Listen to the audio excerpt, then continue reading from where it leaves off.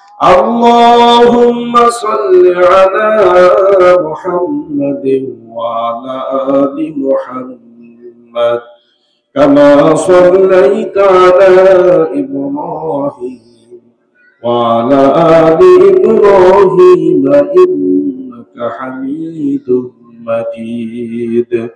اللهم بارك على محمد وعلى آل محمد كما باركت على إبراهيم وعلى آل إبراهيم إنك حميد مجيد.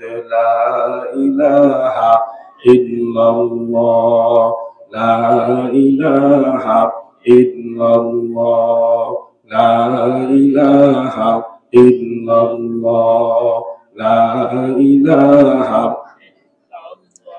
لا إله إلا الله لا إله إلا الله لا إله إلا الله لا إله إلا الله لا إله إلا الله لا إله لا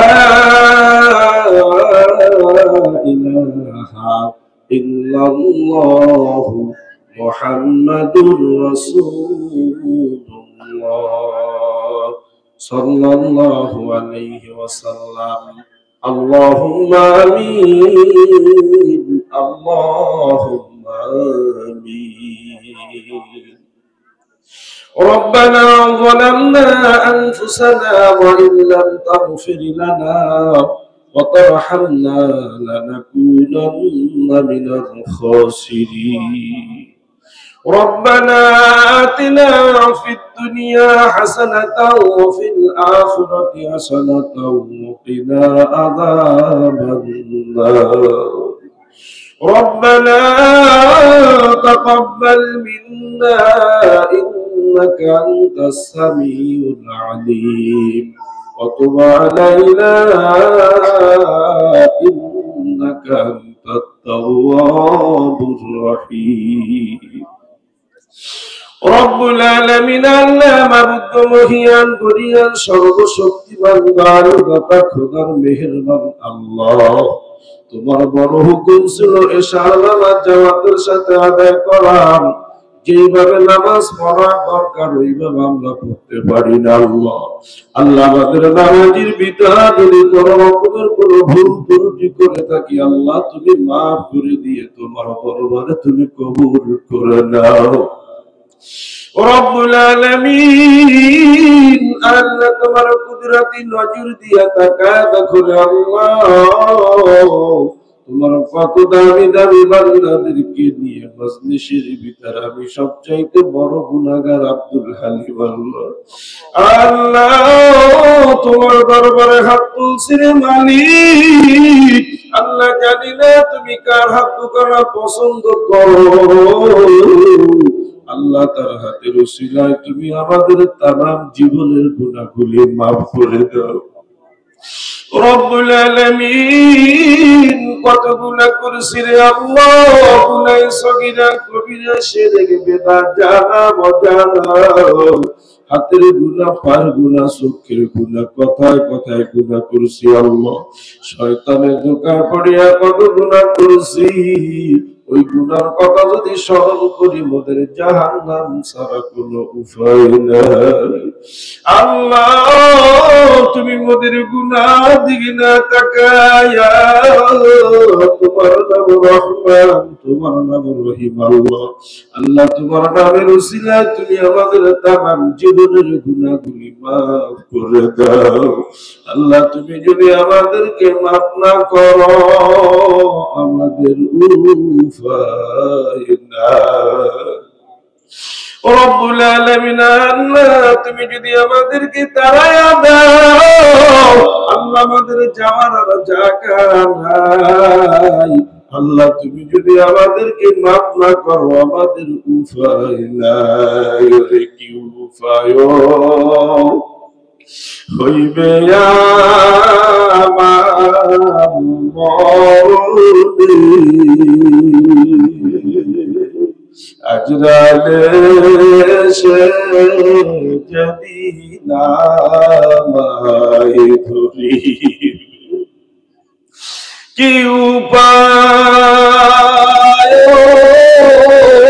হইবে আমার মরণে বলেন কি উপায় হইবে আমার মরণে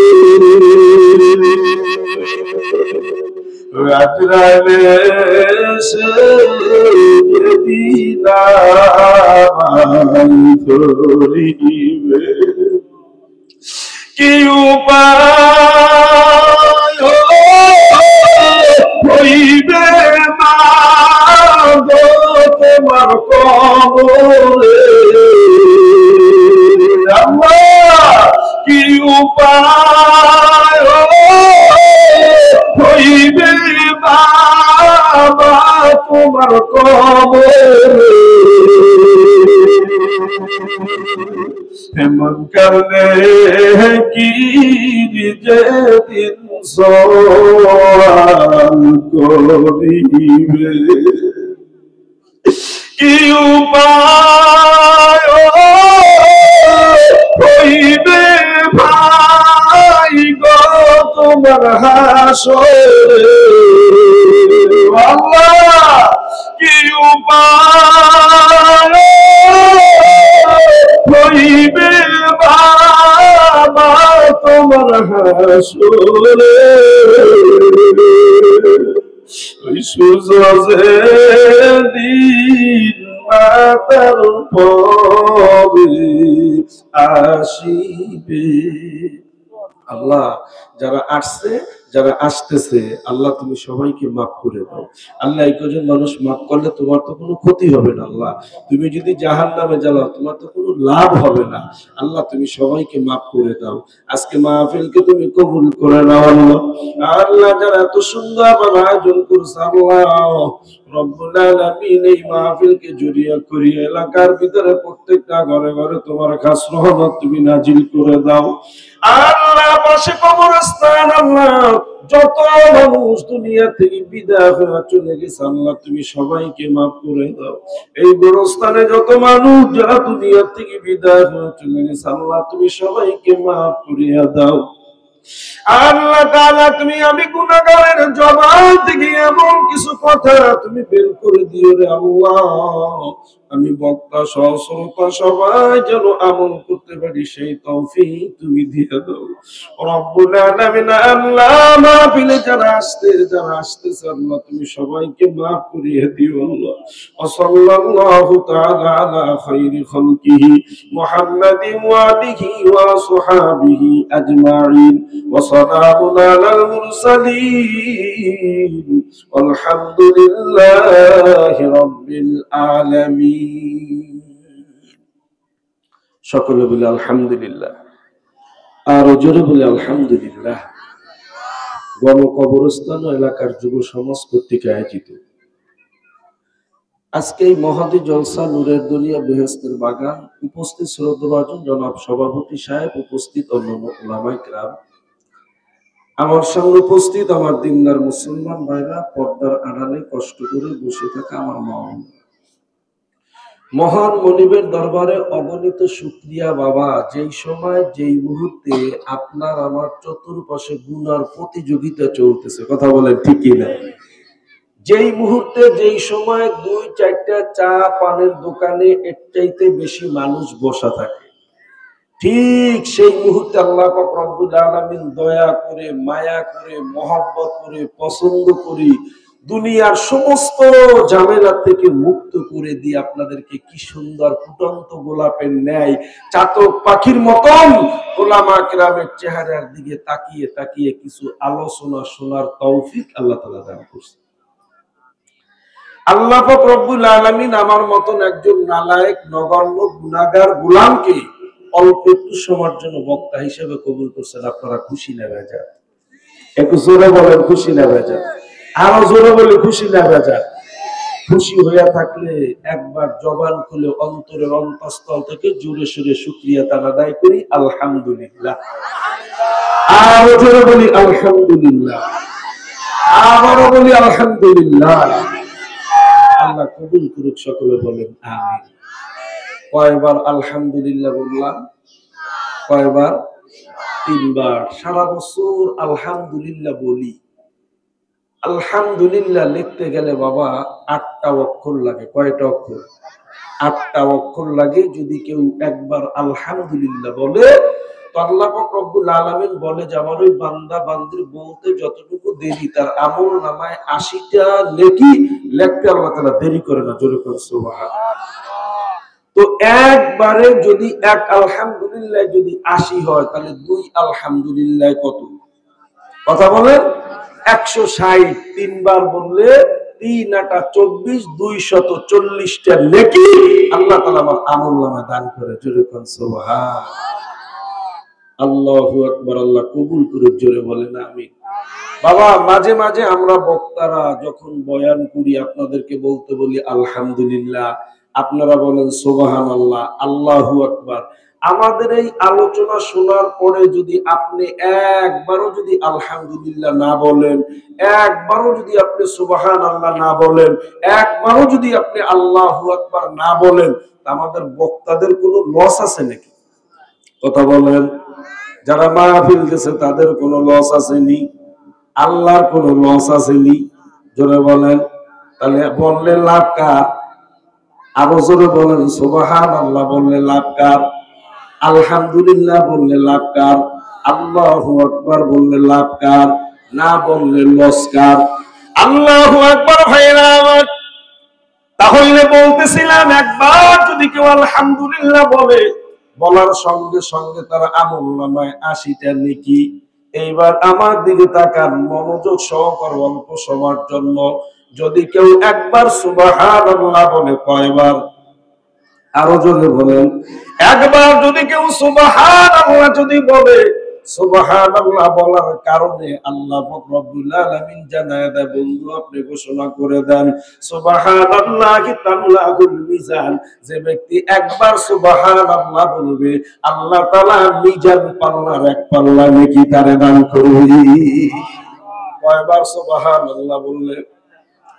একবার যদি কেউ সুবহানাল্লাহ যদি বলে মিজান পাল্লার এক পাল্লা নেকি আল্লাহ তাআলা তাকে দান করবে। আমার ভাইরা প্রশ্ন করতে পারে, হুজুর মিজান পাল্লাটা কারে বলে? ও বাবাজিরা, আমার পর্দার মা বোনেরা, 50 60 70 বছর হায়াতের জিন্দেগিতে যা করছি, গুনাহ করছি, নেকি করছি, যেই পাল্লাটায় উঠানো হবে ওই পাল্লাটার নাম হইল মিজান পাল্লা। ওই পাল্লাটার নাম কি? মিজান পাল্লা। আমার 60 70 80 বছর জিন্দেগিতে যা করছি বাবা, সব যদি এক পাল্লায় উঠানো হয় ওই পাল্লাটা কত বড় একটু চিন্তা কইরা দেখেন। আল্লাহর হাবিব বলছে যারা একবার সুবহানাল্লাহ বলবে, সুবহানাল্লাহি তামলাহুল মিজান, মিজান পাল্লার এক পাল্লা নেকি আল্লাহ তাআলা দান করবে। সাহাবীরা জিজ্ঞাসা করে, ইয়া রাসূলুল্লাহ মিজান পাল্লাটা এক পাল্লা নেকি আল্লাহ তাআলা দান করবে, পাল্লাটা কত বড় হবে? আল্লাহর নবী বলে 7 তবক আসমান জমিন নিয়ে হবে এক পাল্লা। জোরে জোরে কোন সুবহানাল্লাহ। মান্না কারদাম দরবাজারে তেফলিহি, মান্না কারদাম দরবাজারে তেফলিহি, হীরা ছেলে মান্না কারদাম দর হায়াতে জিন্দেগি। এইবার আসুন ভাইরা আমার, বাবাজিরা আমার, যদি একবার সুবহানাল্লাহ বলার কারণে মিজান পাল্লার এক পাল্লা নেকি যদি আল্লাহ দান করে, তাহলে আমার যুবক ভাইরা আছে তাদের মনে একটা প্রশ্ন জাগবে যে হুজুর একবার সুবহানাল্লাহ বললে যদি 7 তবক আসমান জমিন বইরা যায়, ওরে দ্বিতীয়বার সুবহানাল্লাহ বললে আল্লাহ নেকি রাখবে কোন জায়গায়? প্রশ্ন আছে কি আছে না? হুজুর একবার সুবহানাল্লাহ বললে যদি 7 তবক আসমান জমিন যদি বইরা যায়, তাহলে দ্বিতীয়বার সুবহানাল্লাহ বললে আল্লাহ নেকি রাখবে কোন জায়গায়? আল্লাহর কাছে কি জায়গার অভাব আছে? কথা বলেন না কেন? জায়গার অভাব আছে? বড় বড় উলামা কিরামগণ বলেন যে কিয়ামতের ময়দানে এই মিজান পাল্লায় নেকি বদি ওজন করার পরে যার আমল নামায় একটা নেকি বেশি হবে। কয়টা নেকি? জোরে বলেন। একটা নেকি যার বেশি হবে। আজকে নামাজে নেকি, রোজায় নেকি, হজে নেকি, যাকাতে নেকি, সালাম দিলে নেকি, মাহফিলে আসলে নেকি বলি, কিন্তু দেখাইতে পারবো না। যখন আপনি কিয়ামতের ময়দানে দেখতে পারবেন যে আমার আমল নামায় কত নেকি, তখন আপনি আফসোস করবেন, আল্লাহ আমি কেন ওই মজলিসে বসলাম না। একটা নেকি। কয়টা নেকি? মিজান পাল্লায় ওজন করার পরে যার আমল নামায় একটা নেকি হবে, আল্লাহ বলে বান্দা আসো তুমি আমার কাছে কি চাও? বলে তুমি আমার কাছে কি চাও? বলে আল্লাহ তোমার যা মনে চাই তুমি দাও। কয়টা নেকি আব্বা? একটু জোরে বলেন। একটা নেকি। বুঝে আসবে যে একটা নেকির কত দাম, ওই দিন বুঝে আসবে।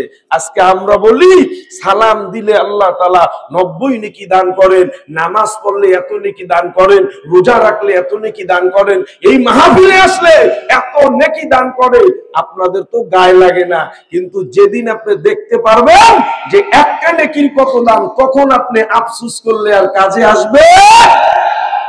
আর কাজে আসবে না। মানুষ জানে চেয়ারম্যানের 2 জন ক্যান্ডিডেট। কয়জন ক্যান্ডিডেট? চেয়ারম্যানের 2 জন ক্যান্ডিডেট। ভোট গোনার অপেক্ষায় আমরা থাকি, বিকাল 5টায় ফাইনাল রেজাল্ট। গোনার পরে দেখা যায় যে অমুক চেয়ারম্যান মাত্র 1 ভোটে জিতে গেছে।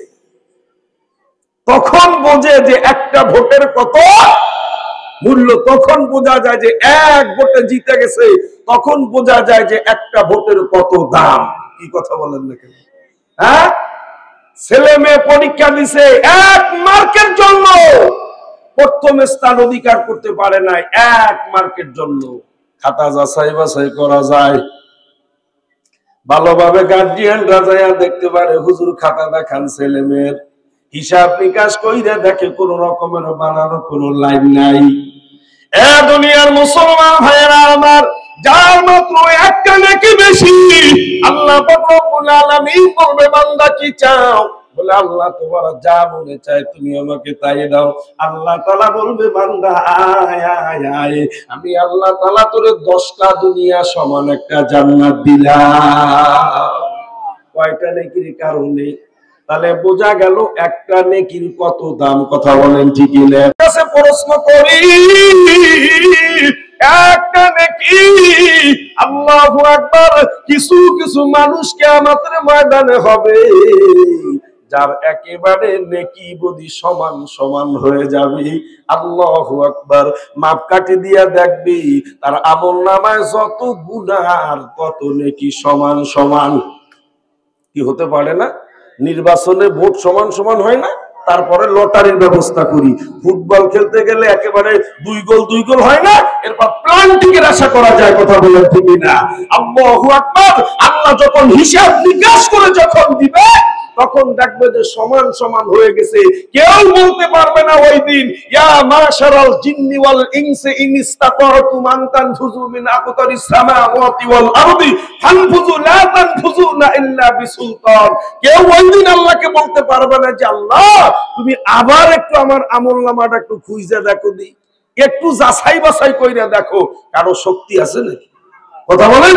সাহস কারো আছে? কারো নাই, কারো নাই। আমার মধ্যে মা বোনেরা, নৌজোয়ান মুরাব্বি বাবারা, সময় যেহেতু কম, আমি 2টা আয়াত আপনাদের সম্মুখে তেলাওয়াত করছি। আল্লাহ যদি বাঁচায় বাবা সেই প্রসঙ্গে একটু সময় আলোচনা করব। মজার একটা ব্যাপার শুইনা নেন, সমান সমান হয়ে যাবে। আল্লাহ পাক রব্বুল আলামিন বলবে বান্দাদি তোরে আদর কইরা মায়া করিয়া মোহাব্বত করিয়া নিজের হাতে বানাইছি বান্দা, তোরে জাহান্নামের জন্য আমি আল্লাহ বানাই নাই। তোরে আমি জাহান্নামের জন্য বানাই না রে বান্দা। আজকে তোর আমলনামায় একটা নেকি যদি পাইতাম, তোরে আমি 10টা দুনিয়া সমান একটা জান্নাত দিয়া দিতাম। আল্লাহ তাআলার ওই বান্দা বলবে যে আল্লাহ তুমি আমার একটু সুযোগ দাও। আল্লাহ কত আত্মীয় স্বজন ভাই বন্ধু বান্ধব ছিল, আমি পুরা হাসরের ময়দানে ঘুইরা দেখি একটা নেকি আনতে পারিনি।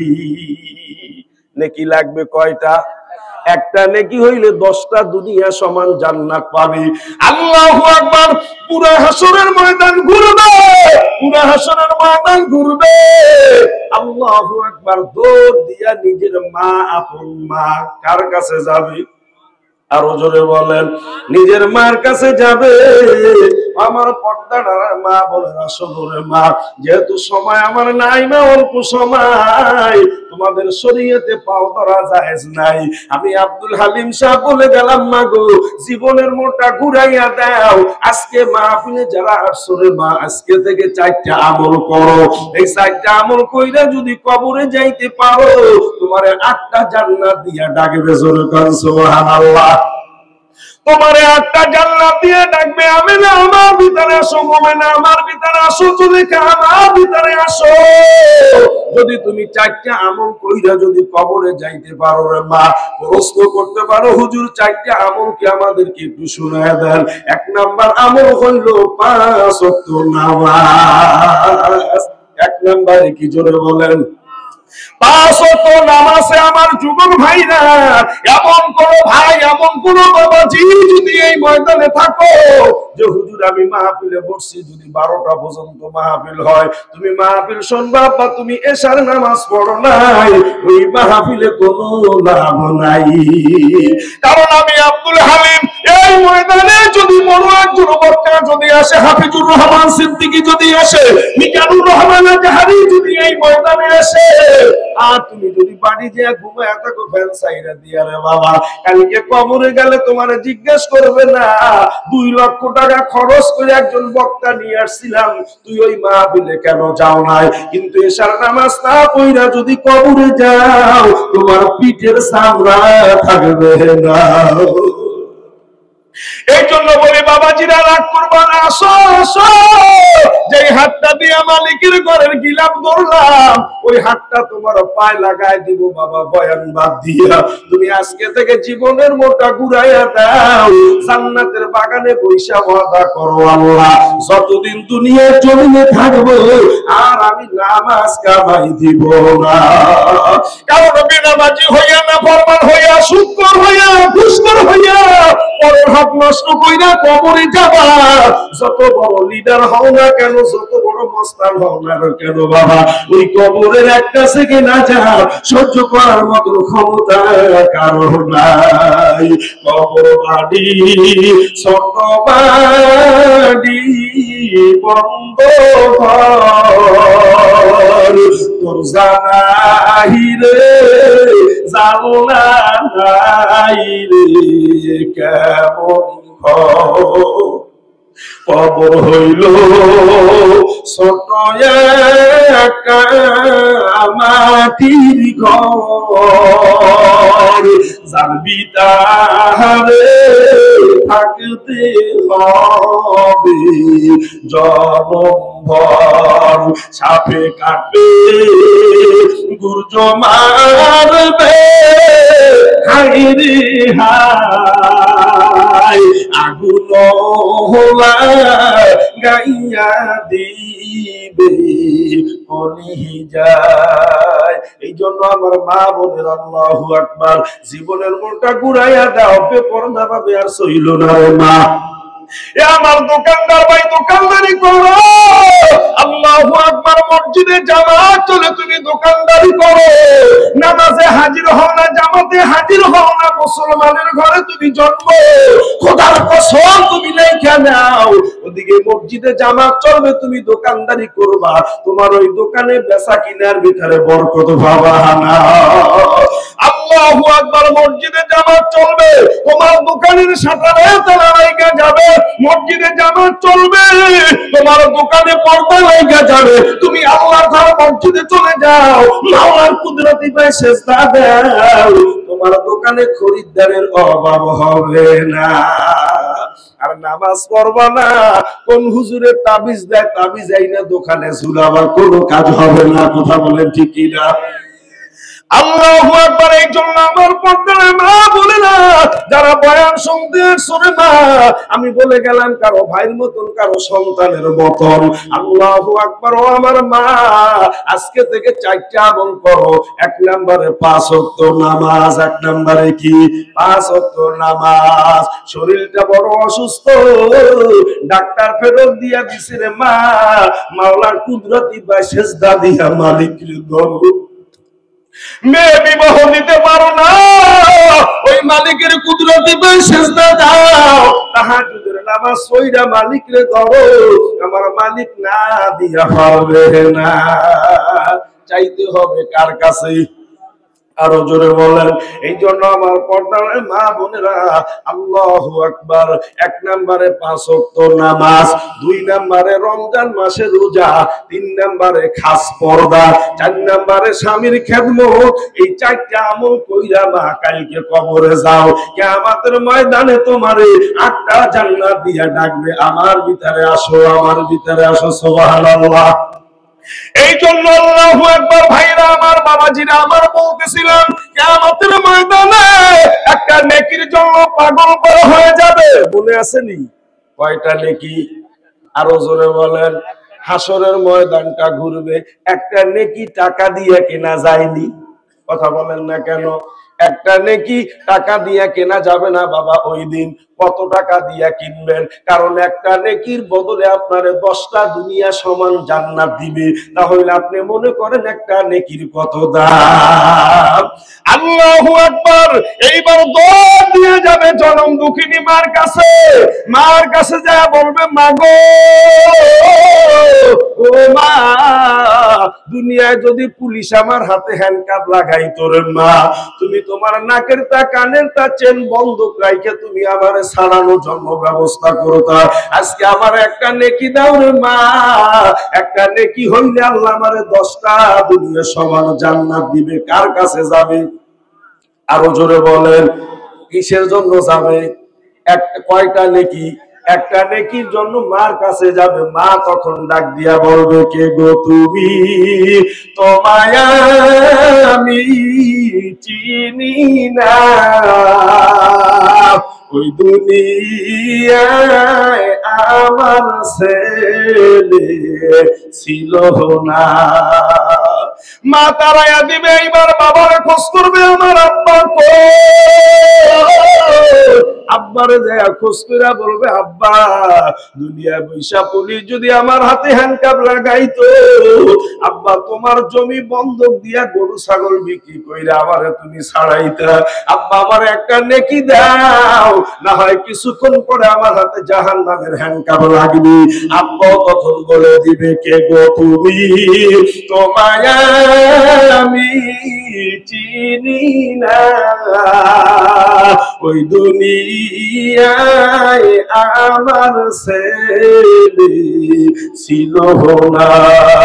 ওই সময় মা দিবে না, বাবা দিবে না। আল্লাহু আকবার। ভাইরা আমার, ভাই দিবে না, বন্ধু বান্ধব দিবে না। যেই নেতার জন্য পাগল ছিলাম, এই নেতা আমার একটা নেকি দেবেনি। কথা বলেন।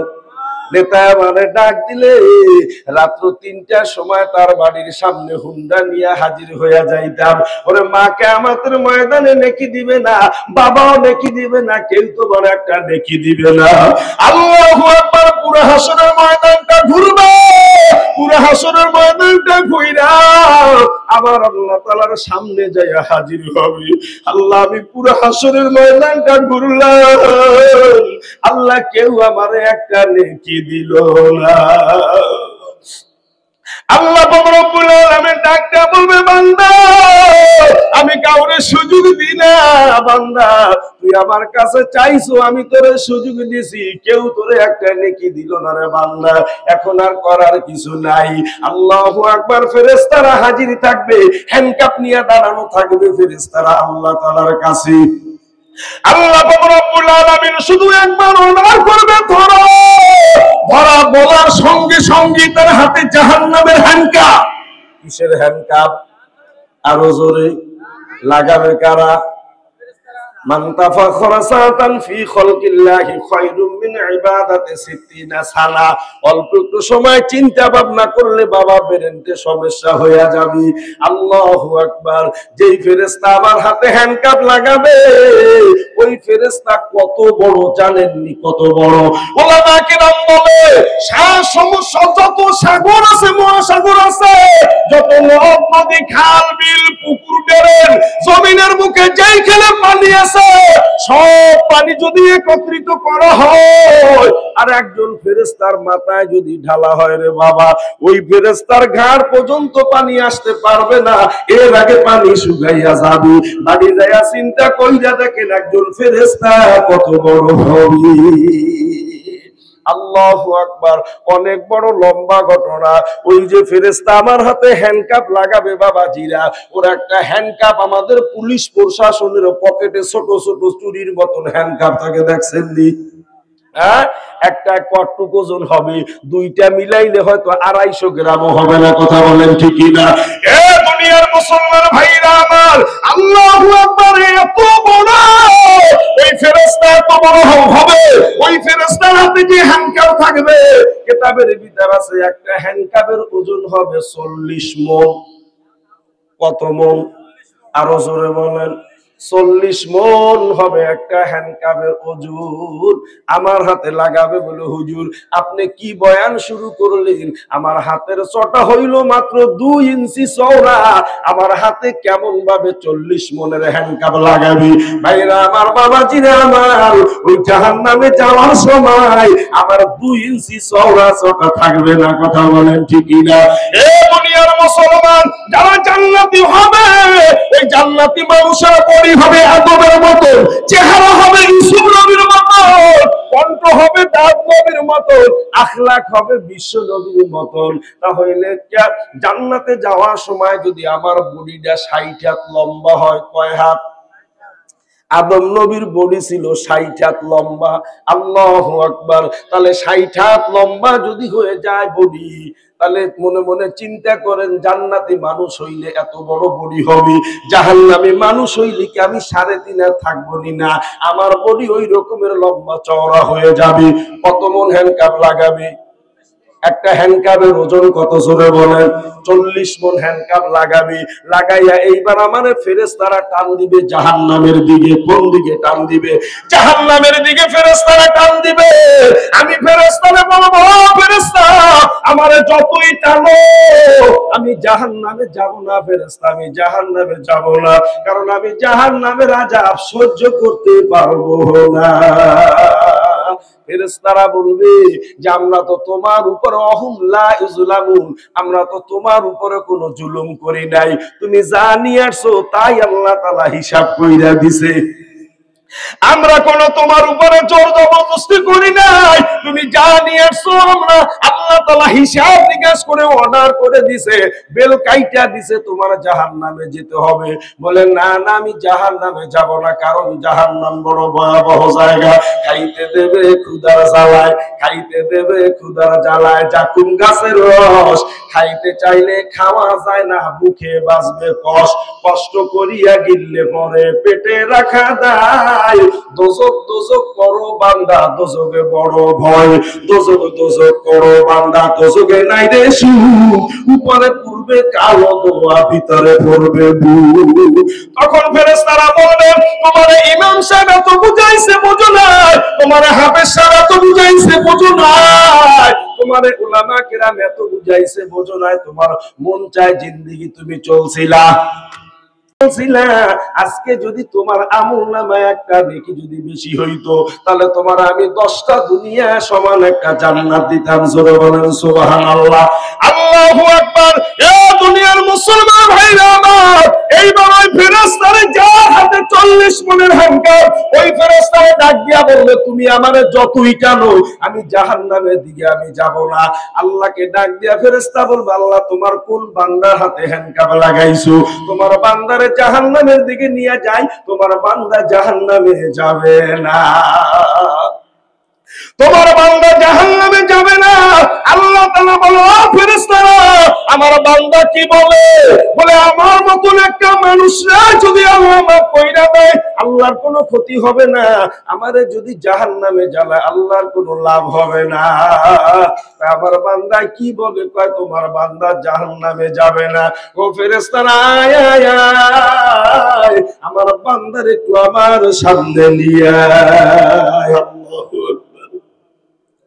আল্লাহ রব্বুল আলামিন জাহান্নামের হ্যান্ডকাপ লাগাইয়া, কেমন আল্লাহ কত বড় দয়ার সাগর আমার আল্লাহ, জাহান্নামের হ্যান্ডকাপ লাগাইয়া এরপরে ফেরেশতাদেরকে বলবো, ফেরেশতারা আমার বান্দারে নিয়ে আয়। বান্দারে যখন আল্লাহ তাআলার সামনে হাজির করা হবে, ও বান্দা তুই যা নিয়ে আসছো তাই তোরে দিয়ে দিছি বান্দা, তোর উপরে কোনো জুলুম করি নাই, তুই কেন জাহান্নামে যাবি না? কয় আল্লাহ তুমি বড় দয়ার সাগর, তোমার কুদরতি চেহারার দিকে বুঝে গেছি আল্লাহ, তুমি বড় দয়ার সাগর। আল্লাহ তুমি আমারে মাফ করে দাও। আল্লাহ তুমি যদি আমারে মাফ কইরা দাও, তোমারে কেউ কোনো কিছু বলবে না, কেউ তোমার কাছে কিছু জিজ্ঞাসা করবে না। আল্লাহ বলে এখন তোর হাতে হ্যান্ডকাপ লাগাইয়া যদি আমি হ্যান্ডকাপ কইলা দিই, তোর বাড়ির পাশে হরে কৃষ্ণ হরে পদ তো আমারে ধরবি। আল্লাহ আমাকে মাফ করা লাগবে। ওরে বান্দা একটু কাছে আয়, জোরে কান সুবহানাল্লাহ। আল্লাহ আল্লাহ বলে বান্দা হাবিবি কে আমাদের ময়দানে না ফারমান সব গেটাও। আল্লাহ আল্লাহ বলে বান্দা হাবিবি কে আমাদের ময়দানে বেনামাজি সব গেটাও। গোপতে আল্লাহ সাকিরিনে মাই ডিয়ার হাতে হাতুল জান্নাতে লাকাম হে আর জোরে জোরে কান সুবহানাল্লাহ। আল্লাহ ডাক দিয়ে বলবে বান্দা হিসাব নিকাশ করার পরে তোরে জাহান্নামের হ্যান্ডকাপ লাগাই দিছি, এখন যদি তোর হাত দিয়ে জাহান্নামের হ্যান্ডকাপ যদি খুলি, না হইলে তোর বাড়ির পাশে তো অমুসলিমরা বলবে আল্লাহ আমাকে মাফ করা লাগবে। বান্দা আয় আয় আয়, বান্দা একটু কাছে আয়, তুই আমারে সত্যি কইরা বল দুনিয়ার জমিনে তুই কি করতি বান্দা? সুবহানাল্লাহ। কেমন আল্লাহ, আমি আব্দুল হালিম, আপনি আব্দুর রহমান, আব্দুর রহিম, আব্দুল খালেক, আমেনা, মোমেনা, আয়েশা, দুনিয়ার জমিনে যা কিছু করি দুনিয়ার মানুষ যদি না ডাকে সেই খবর কে রাখি? জোরে বলেন কে রাখি? এ দুনিয়ার মুসলমান ভাইরা আমার, আপনি যে কর্ম করেন না কেন দুনিয়ার কেউ যদি না জানে সেটা একমাত্র আমার আল্লাহ তাআলা ভালো কইরা জানে। তারপর আল্লাহ তাআলা নিজে একটু শুনতে চায় বান্দা তুই দুনিয়ার জমিনে কি করতি আমার একটু বল। আল্লাহ পাক রব্বুল আলামিনের কুদরতি চেহারার দিকে তাকায়া বান্দা বলবে আল্লাহ আমার ওই রূপসা বাজারে, আল্লাহ গরুরহাট ওই বাজারে আমার একটা ছোট্ট চার দোকানদারি করতাম, একটা চার দোকান ছিল আমার। কেমন আমার আল্লাহ, কেমন আমার আল্লাহ বলে আল্লাহ আমার ছোট্ট একটা চার দোকান ছিল। আল্লাহ গো আমার ভিতরে একটা অভ্যাস ছিল। বলে কি অভ্যাস বলো? আমার দোকান দিয়া যদি কোনো গরিব মানুষ খাইতো, টাকা না দিতে পারলে আমি তারে মাফ কইরা দিতাম। জোরে জোরে কার সুবহানাল্লাহ। কদরে গাহরে শাহবেদানা ইয়া বেদানা জাওহারি, কদরে বুলবুল বুলবেদানা ইয়া বেদানা শাহপুরি, মুক্তার সন্ধান বাদশা জানে কিংবা জানে জাওহারি, ফুলের সন্ধান বুলবুল জানে কিংবা জানে শাহপুরি। জাহেরা চোখে দেখা যায় না, বাতেনা চোখে দেখে রে, ফুলের ঘেরান বোঝা যায় না, নাকের দ্বারে না আল্লি। আল্লাহ কয় বান্দার একটু কাছে আয়, জোরে বল সুবহানাল্লাহ। জাহান্নামে দিয়া হ্যান্ডকাপ লাগাইয়া এরপর বলবে বান্দা আরেকটু কাছে আমারে ভালো কইরা বল। আল্লাহ আমি রূপসা গরুরহাটে আমার ছোট্ট একটা চার দোকানদারি আমি করতাম। আল্লাহ আমার ভিতরে একটা অভ্যাস ছিল, কোন গরিব মানুষ খাইয়া যদি টাকা না দিতে পারতো আমি তারে মাফ কইরা দিতাম। আল্লাহ পাক রব্বুল আলামিন বলে ও ফেরেশতারা ফালা সাদ্দাকা ওয়ালা সাল্লা ওয়ালাকিন কাযাবা ওয়া তাওয়াল্লা। ও ফেরেশতারা তাড়াতাড়ি আমার বান্দার হাত দিয়ে হ্যান্ডকাপ খোল। জোরে সুবহানাল্লাহ। কেমন আল্লাহ, কেমন আল্লাহ। এ ফেরেশতারা আমার বান্দার হাত দিয়া 40 মনের হ্যান্ডকাপ খোল। ফেরেশতারা অর্ডার পায় সঙ্গে সঙ্গে হ্যান্ডকাপ খুইলা দিবে। এইবার বান্দার চেহারার দিকে তাকায় বলবে বান্দারি 100 ভাগের 99 ভাগ মায়া আমি আল্লাহর কাছে সুবহানাল্লাহ। ওরে বান্দা 100 ভাগের 99 ভাগ মায়া আমি আল্লাহর কাছে, আর তোদের সমস্ত মাখলুকের ভিতরে 1 ভাগ মায়া আমি দিয়া দিছি। এই 1 ভাগ মায়া তুই পাইয়া যদি একটা মানুষ হইয়া আর একটা মানুষরে মাফ করতে পারো, 99 ভাগ মায়া আমি আল্লাহর কাছে, আমি আল্লাহ তোর মায়ার কারণে মাফ কইরা দিলাম। ওরে চিনলি না রে, চিনলি না রে, চিনলি না কেমন মাওলা দয়াল মাওলা, চিনলি না, বুঝলি না রে, বুঝলি না রে, বুঝলি না। সময় থাকতে সমান মরণ বুঝলি না, বুঝবি রে মন, বুঝবি রে মন, বুঝবি রে। সবচেয়ে তুই যেদিন যাবি কবরে, কবরে যা বুঝলে কোনো লাভ হবে না? জোরে বলে লাভ হবে? খুব মনোযোগ। আমরা এইখানে যত মানুষ বসা, যেই কয়জন লোক আমরা বসা, এর ভিতরে হিন্দু কয়জন? কথা বলে না কেন? একজনও হিন্দু নাই। এত বড় একটা প্রোগ্রাম কইরা, পোস্টার কইরা, হ্যান্ডবিল দিয়ে, এত মাইক দিয়া, এত কিছু কইরা, একটা হিন্দু মানুষ আমাদের মজলিসে আসে নাই। আর আমি মুসলমানের ঘরে জন্ম হইয়া, মুসলমানের বাচ্চা হইয়া আমি হই পূজা কমিটির সভাপতি। কি কথা বলে না কেন? আমি মুসলমানের ঘরে জন্ম হইয়া, মুসলমানের বাচ্চা হইয়া আমি হই পূজা কমিটির সভাপতি। আর এত বড় মাহফিলে একজন হিন্দুও পাওয়া যায় না। কথা বলেন ঠিক কিনা? একজন হিন্দু পাওয়া যায় না। আর মুসলমানরা কি, মুসলমানের কি স্বভাব? আমাকে কাছে আইসা আবার মাঝে মাঝে জিজ্ঞেস করে, হুজুর হিন্দু বাড়ি খাওয়া যায়? হিন্দু বাড়িও ছাড়ে না। মুসলমানের ঘরে জন্ম দিলে মুসলমান হওয়া যায় না। বাবার নাম আব্দুর রহমান, নিজের নাম আব্দুর রহিম, আদম শুমারিতে মুসলমান। আমি যে আয়াত তেলাওয়াত করছি, 2টা আয়াত আল্লাহ তাআলা মুসলমান হতে হলে মুসলমানের 5টা গুণের দরকার। এই গুণ 5টা আল্লাহ তাআলা এই 2 আয়াতে বলছে, আমি আপনাদেরকে জানাই দিব। শুনতে রাজি? জোরে বলেন শুনতে রাজি? কয়টা গুণ? জোরে বলেন কয়টা গুণ? মুসলমান হতে হলে 5টা গুণের দরকার। আল্লাহ তাআলা কোরআনের ভিতর ঘোষণা করছেন, এই গুণ 5টা যদি আমি বক্তার ভিতরে থাকে, আমি প্রকৃত খাঁটি মুসলমান। আপনার ভিতরে যদি থাকে, আপনি খাঁটি মুসলমান। আপনার ভিতরে 4টে আছে, একটা নাই, আপনি এখনো মুসলমান হন নাই। কয়টা গুণ? আরো জোরে। 5টা গুণ, 5টা গুণ। খুব মনোযোগ সহকারে ভাই, সময় কিন্তু কাছে আসছে, কোন মুহূর্তে যেন হুজুর চলে আসি। খুব মনোযোগ। 5টা গুণ। একটা গুণ আমি আব্দুল হালিম বলি নাই, আল্লাহ তাআলা বলছে আল্লাহর কোরআনে। এ দুনিয়ার মুসলমান ভাইরা আমার, আল্লাহ তাআলা বলে 1 নাম্বার গুণ হইল ইন্নামাল মুমিনুনা আল্লাযীনা ইযা যুকিরাল্লাহু ওয়াজিলাত কুলুবুহুম। সুবহানাল্লাহ।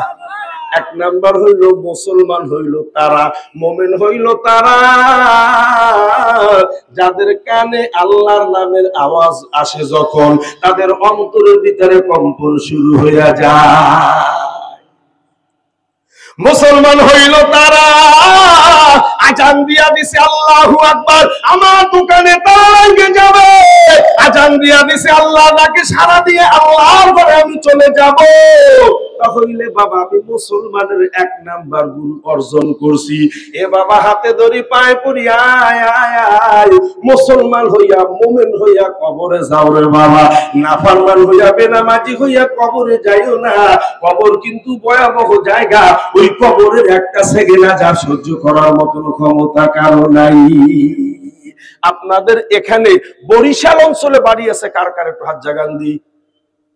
বরিশালে কার বাড়ি আছে? হাত জাগান। বরিশাল, বরিশাল, পিরিজপুর, বাগেরহাট, মোড়লগঞ্জ, কারা কারা আছে? হাত জাগাই। ওরে বাবা মোরলগঞ্জ কইছিবার তো লোক একটু ভালো হাত জাগাইছে আপনার ভাই। এ দুনিয়ার মুসলমান ভাইরা আমার, খোদার কসম এটা জান্নাতের বাগান, এই জান্নাতের বাগানে আল্লাহ তাআলার কোরআন শরীফ সামনে, মিথ্যা বলবো না। আর এই মিথ্যা যদি বলি আল্লাহ তুমি জবানটা বন্ধ করে দিও। কত জায়গায় কত কিছু শোনা যায়, যারা চরমনার মুজাহিদ আছে আপনারা শুনছেন বাবা, 30 বছর পরে নদীর পারে একটা কবর ছিল, ওই কবরটা ভেঙে গেছে, যেমন লাশ তেমন কাফনের কাপড় পেছানো পাওয়া গেছে। কথা বলেন না কেন? শুনছেন না আপনারা? না আজকে নতুন শোনেন। 30 বছর পরে ওই কবরের ভিতরে থেকে যেমন কাপড়ের কাপড় পেছানো লাশ তেমনি পাওয়া গেছে। আল্লাহু আকবার। আজকে সময় হবে না, আজকে সময় হবে না। আমার নাম্বার নিয়ে লাইব্রেরি থেকে আমি নাম বলে কিতাবটা কিনে নিয়ে পড়ে। আল্লাহু আকবার বাবা। 1300 বছর পর কত বছর? আরো জোরে বলেন। এই 30 বছর না, 300 বছর না, 1300 বছর পরে ইরাকের ভিতরে সালমান নামক পার্কের ভিতরে বাবা 2 জন সাহাবীর লাশ পাওয়া যায় 1300 বছর পরে। কত বছর? 1300 বছর পরে 2 জন সাহাবীর লাশ পাওয়া যায়। ওই কিতাবের ভিতরে সুন্দরভাবে ঘটনাটা লেখে। এখন বলার সময় নাই, যেহেতু টাইম শেষ হয়ে আসছে রে বাবাজিরা। শুধু নাম 2টা বইলা যায়, হযরত হুযায়ফা রাদিয়াল্লাহু তাআলা আনহু আর হযরত জাবের রাদিয়াল্লাহু তাআলা আনহু। এই 2 জনের লাশ 1300 বছর পরে ইরাকের ভিতরে সবচাইতে বড় একটা পার্ক, ওই পার্কের ভিতরে পাওয়া যায় 1300 বছর পর। আমি বরিশালের মানুষের কাছে প্রশ্ন করলাম, বরিশালের মানুষ যারা এখানে আছেন, আল্লাহু আকবার, মিথ্যা বলি না। আল্লাহ আমি যদি মিথ্যা বলি তুমি আমার জবানটা বন্ধ করে দিও। বরিশাল মুলাদি একটা জায়গা আছে, মুলাদি। ভাইরা আমার, বাবাজিরা আমার, খুব মনোযোগ, অল্প সময়ের জন্য সুন্দরভাবে শুনবেন। ওই বরিশাল মুলাদিতে আমি আব্দুল হালিম সাহেবের একটা প্রোগ্রাম ছিল ইউটিউবে, আমার মাহফিলে আপনারা শুনছেন, একটু ভালো কইরা শুনে নেন ভাইরা আমার, বাবাজিরা, পর্দার আর মা বোনেরা যারা বয়ান শোনো। আল্লাহু আকবার বাবাজিরা। ওই বয়ান আমার চলতেছি, রাত্র প্রায় 11:30 বাজে, আমি মোনাজাত দিব। হঠাৎ করে যুবক ভাইরা আমার সামনে আমার মোবাইল রাখা, হঠাৎ করে দেখি শুধু আমার মোবাইলের ভিতরে রিং আসতেছে, রিং বাজতেছে। হঠাৎ করে আমি মোবাইলটা হাতে নিয়ে দেখলাম যে এই নাম্বারটা আমার মার না, এই নাম্বারটা আমার বাবার না, এই নাম্বারটা আমার স্ত্রীর না, এই নাম্বারে শুধু বারবার আমারে কে ফোন দিতেছে। হঠাৎ করে মুখটা একটু সরাইয়া নিয়া মোবাইলটা রিসিভ কইরা শুধু কান্নার আওয়াজ পাই। খোদার কসম মিথ্যা বলি না। আল্লাহ মিথ্যা বইলা যদি আপনাদেরকে ধোঁকা দিই, কিয়ামতের ময়দানে তুমি আমার জবানটা বন্ধ করে দিও। এ ভাইরা আমার, বাবাজিরা আমার, নওজোয়ান ভাইরা, আব্বা যারা দাঁড়িয়ে আছে ভিতরে আসো, ভিতরে জায়গা আসতো, ভিতরে আছে, আপনারা একটু সামনের দিকে আসেন না, একটু জিকিরে। বাবা যারা দাঁড়িয়ে আছে বসো। লা ইলাহা ইল্লাল্লাহ, চলে। লা ইলাহা ইল্লাল্লাহ, চলে। লা ইলাহা ইল্লাল্লাহ, চলে। লা ইলাহা। ভাইজান বহু দূরে মদিনা, বলেন বহু দূরে মদিনা, কেমনে যাব জানি না। বলেন বহু দূরে মদিনা, কেমনে যাব জানি না। দয়া করো দয়াল আল্লাহ, পুরা মনের বাসনা। লা ইলাহা ইল্লাল্লাহ, চলে। লা ইলাহা ইল্লাল্লাহ। আরে দিন থাকিতে বান্ধ ভেলা, কাজে লাগবি সন্ধ্যা বেলা। কথা বলেছি কিনা? আরে দিন থাকিতে বান্ধ ভেলা, কাজে লাগবি সন্ধ্যা বেলা। ওরে অগ্নি কুণ্ডে কিকির করে ইব্রাহিম খলিলুল্লাহ। লা ইলাহা ইল্লাল্লাহ, চলে। লা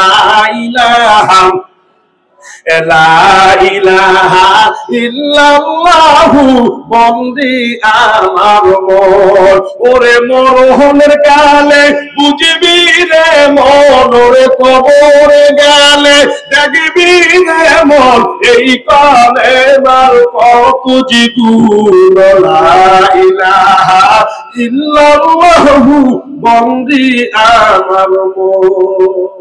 জোরে বলেন আলহামদুলিল্লাহ। তাহলে রাত্র বাজে কয়টা? 11:30 থেকে 12:15 আখিরি মোনাজাত দিব। দুনিয়ার মুসলমান ভাইরা আমার, হঠাৎ করে মাইকের কাছ থেকে মুখটা সরাই নিয়ে মোবাইলটা রিসিভ করলাম। নিজের মেজাজটা একটু খারাপ যে এতবার 23 থেকে 24 বার কে আমাকে ঋণ দিচ্ছে, কারণটা কি বলবে? আমার মেজাজ খারাপ করে আমি বললাম, ভাইজান আপনি কে, এত কিসের জন্য এত বারবার আপনি ঋণ দিচ্ছেন বলেন? আল্লাহু আকবার। শুধু মোবাইলের মাধ্যমে কান্নার আওয়াজ, কান্না করতেছে। আমি কইছি কি হয়েছে আপনি বলেন? কয় হুজুর আপনি আব্দুল হালিম সাহেব। আমি বললাম হ্যাঁ আমি আব্দুল হালিম সাহেব। আপনি বরিশালে মাহফিলে আসছেন জানি। বলে হ্যাঁ কি বলতে চান বলেন? হুজুর আপনার একটা ঘটনা আমি একটু জানাবো বলে তাড়াতাড়ি বলেন, এখন মোনাজাত দিব। হুজুর আমার বাবাই মারা গেছে 5 বছর। কত বছর? আমার বাবা মারা গেছে 5 বছর। কি হয়েছে তাড়াতাড়ি শর্টে বলেন। হুজুর আজকে থেকে 3 দিন হয় আমার একটা গরুর বাচ্চা হয়েছে হুজুর, গতকালকে থেকে গরুর বাচ্চাটা আমি পাই না। আল্লাহু আকবার। আমি বললাম কি হয়েছে বলেন? হুজুর আজকে যখন এশার নামাজ পড়ার জন্য আমি মসজিদে যাই, আমার জনম দুঃখিনী মা আছে, আমার বাবা নাই। আমার বাবা দুনিয়া থেকে বিদায় হয়ে গেছে 5 বছর। আমার বাবার কবরস্থানের পাশ দিয়ে আমি এশার নামাজ পড়তে যাই। হুজুর কেমন জানো ওই কবরস্থানের ভিতরে গরুর বাচ্চাটা মা মা বলে ডাকে দেয়। অন্ধকারে কিছু দেখি না হুজুর, আমার জনম দুঃখিনী মা আছে। আমার মারে বললাম মা তাড়াতাড়ি তুমি লাইটটা নিয়ে এসো রে মা, গরুর বাচ্চাটা খুব সম্ভব পাওয়া গেছে। বলে কিভাবে? কয় মা কেমন যেন গরুর বাচ্চাটা 2-3টা ডাক দিছে। হুজুর আমার জনম দুঃখিনী মা আসলো। আমি ওই গোরস্থানে সব জায়গায় লাইট ধরে দেখি, কোথাও গরুর বাচ্চাটা দেখা যায় না।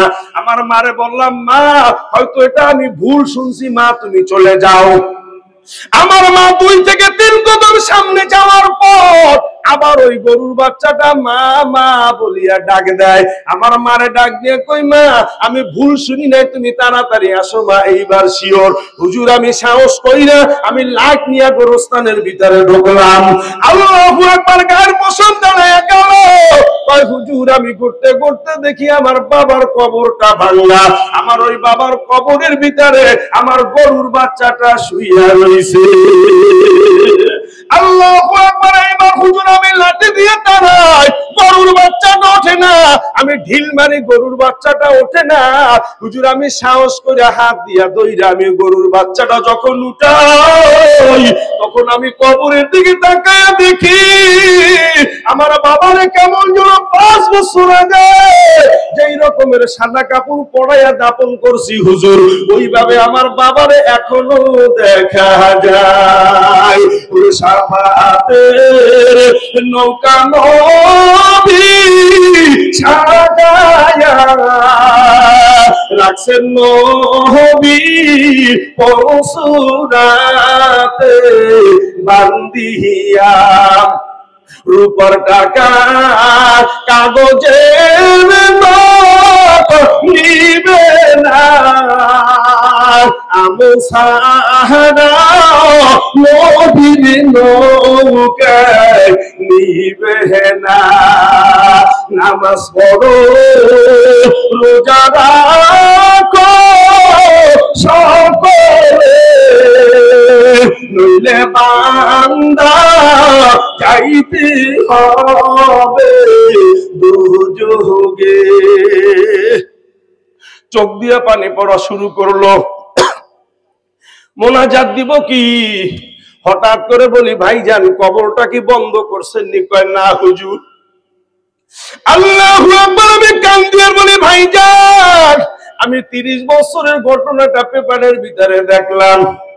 1300 বছরের ঘটনাটা আমি কিতাবের ভিতরে পাইলাম। আল্লাহু আকবার। আমি 5 বছর পরে কেমন করে কাপড়ের কাপড় পেছানো লাশ পাওয়া যায় আমি এইটা একটু দেখবো। এই রাত্রে আমি আসতে পারবো না। আল্লাহ যদি বাঁচায়, এখান থেকে প্রায় 25 কিলো জায়গা আমি ফজরের নামাজ পড়াইয়া তারপরে আমি যাইয়া লাশটা একটু আমি দেখবো কেমন ভাবে 5 বছরের পরে পাওয়া যায়। আল্লাহু আকবার। ভাইরা আমার, খোদার কসম, যেখানে মাহফিল করছিলাম ফজরের নামাজটা নিজে ছোট ছোট সূরা দিয়ে পড়াইছি। পড়াই একটা হুন্ডা নিয়ে চলে গেলাম। আল্লাহু আকবার। ভাইরা, ওই কবরস্থানের ধারে এ দুনিয়ার মুসলমান নওজোয়ান মুরব্বি বাবা, ওই কবরটা সুবারি বাগানের ভিতরে একটা কবর, কিন্তু ওখান থেকে বড় অবদার রাস্তা প্রায় 3-4 হাত নিচে হইল কবর। আল্লাহু আকবার। দাঁড়ায় দেখি সাথে সাথে মানুষ জমা হয়ে গেছে। 5 বছরের পুরানো লাশ দেখতে আসতেছে। হঠাৎ করে যায় দাঁড়াইছি, আব্দুল হালিম সাহেব আসছে, তাড়াতাড়ি ঢুকতে দাও। ভাইজান, আমি নিচে নামি নাই, না আমার চোখ দিয়া পানি পড়া শুরু হয়ে গেল। জানলা গই 5 বছরের ভিতরে এত বড় উঁচা রাস্তা, কোথায় রইল নিচু জায়গা কবর। এই 5 বছরের ভিতরে কত আষাঢ় শ্রাবণ ভাদ্র মাস গেল, কত পানি কত কাদা ঢুকলো, কিভাবে এখনো লাশ রকমের দেখা যায়। আল্লাহু আকবার। কবরস্থানে নাইবা দুনিয়ার মুসলমান ভাইরা আমার, তাকায়া দেখি আল্লাহু আকবার, ওই কবরের ভিতরে আমার কাছে কেমন যেন মনে হইতেছে বাবা আধা ঘন্টা আগে, খোদার কসম মিথ্যা বলি না, এরকমের একটা সাদা কাপড় দিয়ে পেছানো একটা লাশ ওই কবরে দেখা যায়। ওরে বুঝবি রে মন, এ বুঝবি রে মন, বুঝবি রে সব ছেড়ে তুই যেদিন যাবি কবরে। এই জন্য আল্লাহ তাআলা বলে 4 শ্রেণীর মানুষ হইয়া তুমি কবরে আসো, মিনান নাবিয়্যিন ওয়াস সিদ্দিকিন ওয়াস শুহাদা ওয়াস সালিহিন। এই 4 শ্রেণীর মানুষ হইয়া তুমি কবরে আসো, তোমার যে রকমের কবরে রাখা হবে ওই রকমের তুমি কিয়ামত পর্যন্ত কবরে থাকবা। জোরে জোরে কোন সুবহানাল্লাহ।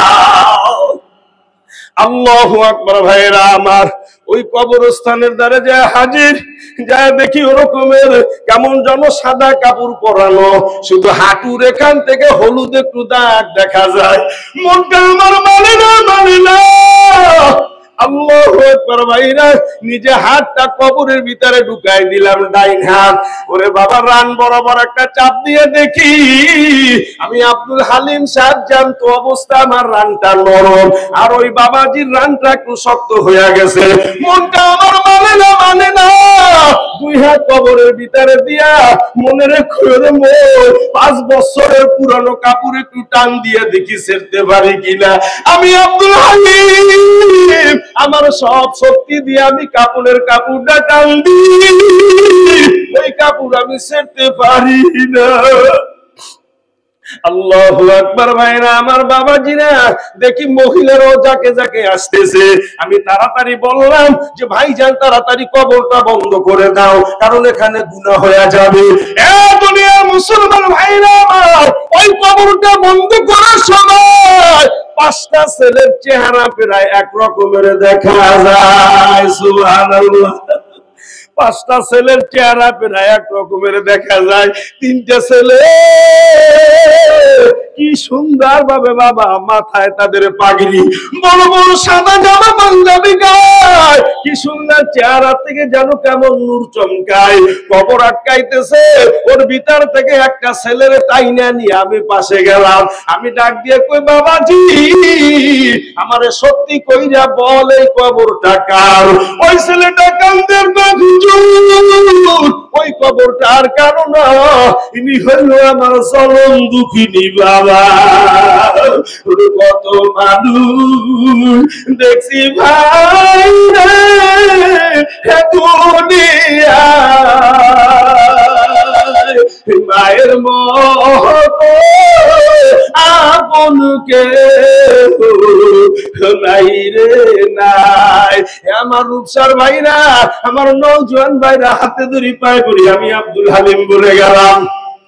এই হাতটা দিয়ে একবার না বারবার মালিকের ঘরের গিলাফ ধরলাম, নবীর রওজাটা মনের মতন ধরলাম। রে বাবা, তোর হাতে ধরি পায়ে পড়ি, আজকে আমি বইলা যাই, তোর দুনিয়ায় যদি দুইটা নেয়ামত যদি তোর থাকে, জনম দুঃখিনী মা, জনম দুঃখিনী বাবা, এই দুনিয়ার জমিনে যদি থাকতে, তাহলে থাকতে তুই শুকরিয়া আদায় কইরা বেশি বেশি খেদমত করবে বাবা।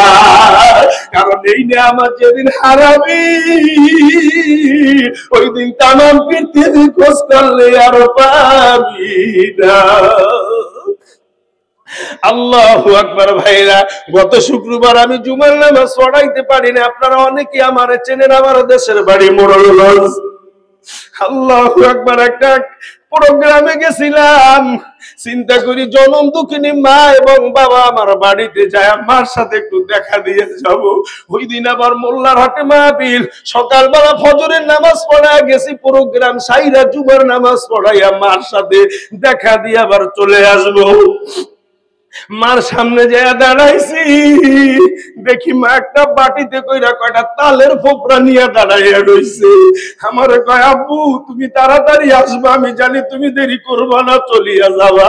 জনম দুঃখিনী মা, আমি বাবা 43-44 বছর বয়স, আমার মুখে আমার মা তালের ফোপরা উঠাইয়া দেয়। আমার যুবক ভাইরা শোন, যখন ওই তালের ফোপরা উঠাইয়া দেয়, আমি আমার মার মাথায় হাত বুলাই আর বলি, মা তুমি আমারে এখনো কেন খাওয়াইয়া দাও?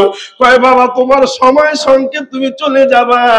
আল্লাহু আকবার। হঠাৎ করে তাকায় দেখি ভাইরা, একটা তালের আটির ফোপরার ভিতরে লাল লাল দাগ দেখা যায়। আমার মা যখন আমার মুখে দিল, আমি ধইরা কই, মা এটার ভিতর লাল লাল দাগ দেখা যায় কেন, নষ্ট নাকি? আমার মা কান্দে আর কয়, আব্বা এটা নষ্ট না, তোমার দেখা লাগবে না, তুমি খাও। আমি বললাম, মা কি হয়েছে? কয়, বাবা তুমি তাড়াতাড়ি আসবা, চলিয়ে যাবা। তাড়াতাড়ি কইরা আমি মা তালের আটি কাটতে যাই, আমার একটা আঙ্গুল কাইটা ফেলাইছি, হয়তো ওই তালের ফোপরার ভিতরে একটু রক্ত লাগছে। আমি কই, ওরে আল্লাহ, যেদিন এই নিয়ামত হারাবো, তামাম পৃথিবী খোঁজ করলে তার কোনোদিন পাওয়া যাবে না। ওরে কত মানুষ দেখছি ভাই রে, তুমি আয়, মায়ের মতো আপন কেহ নাই রে নাই। বিদেশে বিপদে যদি ছেলে মারা যায়, সবার আগে আঘাত লাগে মায়ের কলি যায়। লা ইলাহা ইল্লাল্লাহ। চলে কয়টা পর্যন্ত শুধু রাখছে না, আসবে কয়টা এখানে? লা ইলাহা সমস্যা, লা ইলাহা ইল্লাল্লাহ। চলে এটা লা ইলাহা ইল্লাল্লাহ। চলে লা ইলাহা। একটু 2টা মিনিট সময় আমি নিয়ে, আমার ভাইরা, আমার কষ্ট হয় আপনাদের, বললাম না হুজুর চলে আসছে। আর আপনারা জানেন যে আমরা তরিকার মাহফিল এটা বেশি রাত্র পর্যন্ত হয় না। তবে বিশ্বাস করেন, আমার বয়ান আপনারা অনেকে শুনছেন, আমি কিন্তু অনেক প্রোগ্রাম এদিক সেদিক করি। এই যে নতুন বাজার কিন্তু আমি কয়েক বছর ধরে লাগাতার বয়ান করি। এই যে হানিফি যে মাদ্রাসাটা, আবু হানিফ মডেল মাদ্রাসা, ওখানে আমি বয়ান করি। কিন্তু আমি এখানে এই এলাকার ভিতরে বেশি আসি নাই, এলাকার ভিতরে। কিন্তু আমার নতুন আপনাদের এখানে আইসা আপনাদের বসা দেখে, আপনাদের আগ্রহ দেখে আমার অত্যন্ত ভালো লাগছে। আমার কাছে মনে হইতেছে আমি কেবলমাত্র বয়ান শুরু করছি, কিন্তু এর আগে সময় শেষ, হুজুর চলে আসছে, হুজুর এখনই আসবে। একটু শোনেন, মুসলমান হইতে হইলে কয়টা গুণ? একটু জোরে বলেন। 5। এখন আমি বলি নাই, কে বলছে? জোরে বলেন, কে বলছে? আল্লাহ বলছে যে 1 নাম্বার গুণ হতে হবে, ইন্নামাল মুমিনুনা আল্লাযীনা ইযা যুকিরাল্লাহ, যে যাদের কানে আল্লাহর নামের আওয়াজ যখন আসবে, তাদের শরীরের ভিতরে, অন্তরের ভিতরে কম্পন শুরু হয়ে যাবে। কথা বলেন ঠিক কিনা? আল্লাহ তাআলা আমাদের সবাইকে আমল করার তৌফিক দান করুক। সকলে বলেন আমিন। ওয়া আখিরু দাওয়ানা আলহামদুলিল্লাহি রাব্বিল আলামিন। আসসালামু আলাইকুম ওয়া রাহমাতুল্লাহ।